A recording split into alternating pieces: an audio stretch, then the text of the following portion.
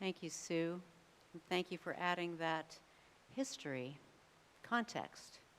It makes it so much more meaningful.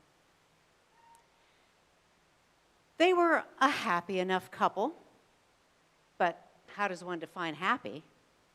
He could be reluctant to make decisions, but he was also resolute.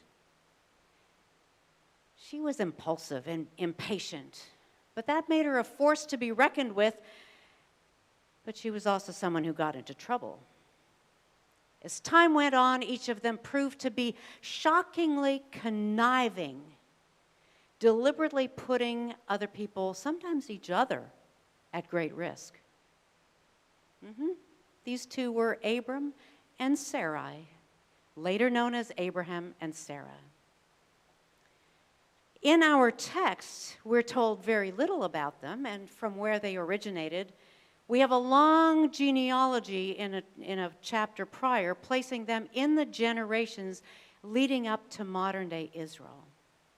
But at this writing, we know only that they had lived within their family clan, spanning generations in a large, prosperous city, likely in what is southern Turkey today. The late Chief Rabbi Lord Jonathan Sacks of Great Britain paints this picture, and I paraphrase. The early history of humanity is depiction of series of disappointments. God gave human beings freedom, which they then misused. Within a relatively short time, the world became dominated by violence. God created order, but humans created chaos. Even after divine correction, humans were overcome with hubris. Humans failed to respond to God, Sacks continued, which is where Abram and Sarai enter the picture. We're not quite sure at the beginning what it is they are summoned to. What we know about Yahweh's command to leave land, birthplace, and father's house, which meant the entire extended clan, and then to travel to the land that they would be shown. So that's how our story begins. Historically, clan living was a common thing in the Middle East, and Sarai and Abraham's expected life trajectory seemed pretty clear. One generation after the other grew up, lived their lives, had children, and died, often after lifespans of hundreds of years. Maybe Abram and Sarai were comfortable with this structure. Maybe they were unsettled. There likely was very little deviation from the expected pathway on the horizon, except they had no children. And in ancient culture, this represented a massive upheaval. There were rumors and blame and derision. Children were the link to ongoing family. Everything revolved around producing enough children who would then be workers needed to thrive and to grow and to carry the lineage forward. And then everything changes. One morning, Abram sits with Sarai over their morning chai, and he says, "You know what? Yahweh spoke to me last night." Who? Well, I'm not really quite sure myself, but judging by the dramatic voice coming from this inky darkness, Yahweh is a divine entity who presumably speaks with earthlings? Whoa, dude, you're sounding scary now. How much did you have to drink last night? I know it sounds crazy, but just hear me out. Let me finish. Sarai puts on her, "I can barely wait to hear how this continues" face. So Abram does continue, and he tells his wife that Yahweh, this unknown divine entity, has instructed him to move out with her, with his dad, and with Lot, his nephew, who is an orphan, but a grown man orphan. She's stunned. Abram was always so deliberate, measured, almost too predictable. And now this? She sips her chai and she leans back in her chair, maybe more like leans back on the mat on the floor of their dwelling, and her mind is racing. Where are they going? Why? When? No, this won't fly. She's not going to have any of it. She thinks about her wait staff, her girlfriends, all the things she has, her social life, access to everything. This clan she's landed in is prosperous and established. No way, she's not giving that up. But Abram is speaking. Yahweh said something about blessing our offspring and making us into a mega high-powered tribe. Come on now, Abram. Have you by chance forgotten I can't get pregnant? I won't have you mocking me like this. I'd be happy if I could give birth to one son. One, you hear me? No, Abram wasn't hearing her. He was beginning to make plans about what they could take, about how they would travel, how they would secure life on the road or in the desert. Mind you, the nomadic culture was not an unknown entity to either of them, but it was quite another thing to enter this lifestyle voluntarily. Sarah's mind was on overload. This was the most epic interruption she could think of. Never could she have imagined that her life would be uprooted and she would be forced to adapt to something so foreign to her, so separated from all that was familiar, away from her own family and all of her friends, uncomfortable, without any security. Sarai began some serious self-talk. Abram would get over this irrational idea. Yeah, he would. He was just on a kick. And probably his life really was too static, and he was too set in his ways, and everything was too predictable. But then she thought about this man whom she knew very well. He loved predictability. He bristled at any decision that would take him out of his comfort zone. Maybe if she didn't respond to this wild hair talk of his, he'd settle down after a few days. But day after day, it was more of the same.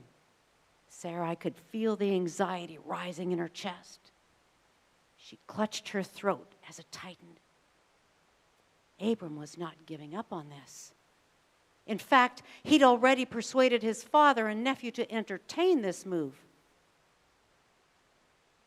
Abram, what did you say this divine entity said? Abram turned to face her and said, Yahweh said to leave our land, our family, our ancestors' household, for the land that will be shown to us, and that there would be great blessing ahead. Sarai's face was ashen. She had not made this up after all. Abram was really going to go through with this, and she had to go. There were no rules for this. How could this even be possible? She'd always been the one that was the risk taker, the adventurous one. But somehow that wasn't the case this time. How do you move forward when there is no guidance, no roadmap, not even a vague hint of one? No one in their right mind would leave comfort and home and family to go into something that couldn't even be explained. How could they justify following an unseen force that no one but Abraham had heard of and no one had ever seen? It was all just ludicrous. She's right, isn't she? I mean, who can move ahead when there's no roadmap, when there are no best practices? Actually, we can identify on many levels. We were blindsided by a global pandemic, which demanded that we find new models and ask difficult questions personally, in business, in the community, in the nation, and in this congregation. Adjustments and changes were both immediate and they were very incremental. When we think about the immediate action to preserve health and life, the changes were rapid.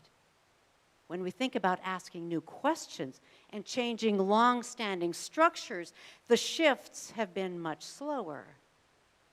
There were and are no best practices. If we think about the changes that debilitating illness brings into the life of an individual or a household, these diagnoses demand immediate attention, but also painstaking changes to everything. Routine, diet, incorporating time and energy consuming treatments and caretaking, not to mention the emotional and physical toll that arise. While there are helpful resources available, each person and each household finds themselves in a place of no best practices. On a global scale, we can observe the massive scale by which national and international forces have been mobilized in response to the two invasions of Ukraine by Russia.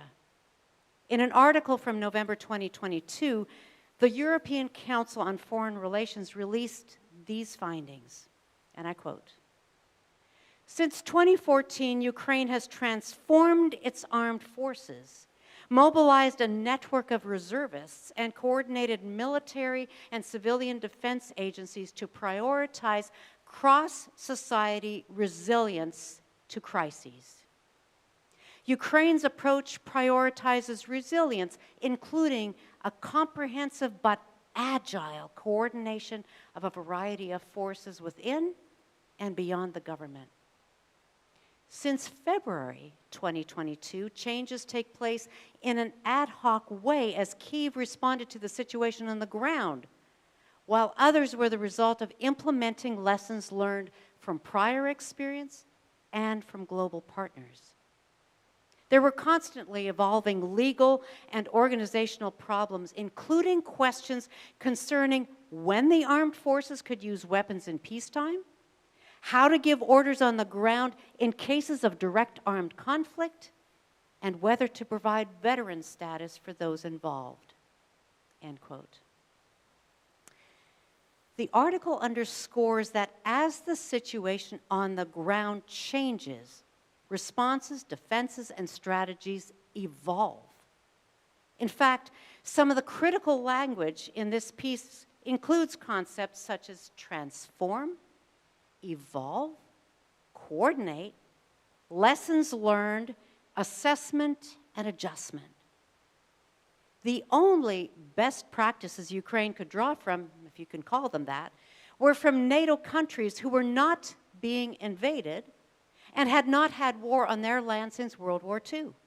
So essentially, there were no best practices for them either. But new realities demand adaptive responses. We as a congregation are no different. While we have not had a divine decree experience, we are facing a strategic moment in global church history.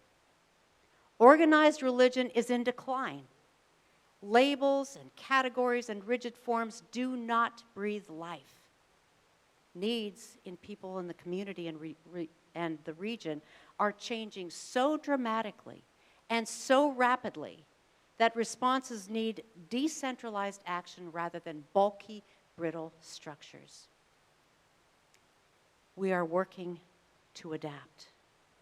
Seeing the critical need for people to be able to afford a place to live in safety and comfort is a high priority of this city.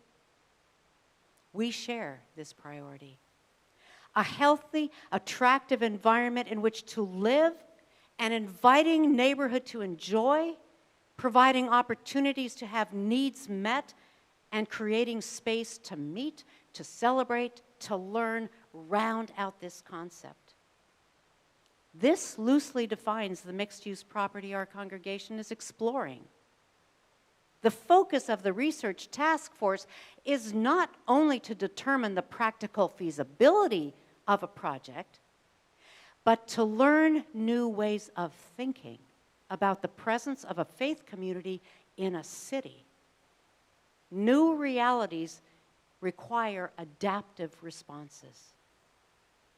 We must be a faith community that resolves to be relevant instead of progressive, insightful without being insulting, adaptive, which is different from conforming. This work also has new or few best practices. But that doesn't deter us. We've been given an unprecedented opportunity.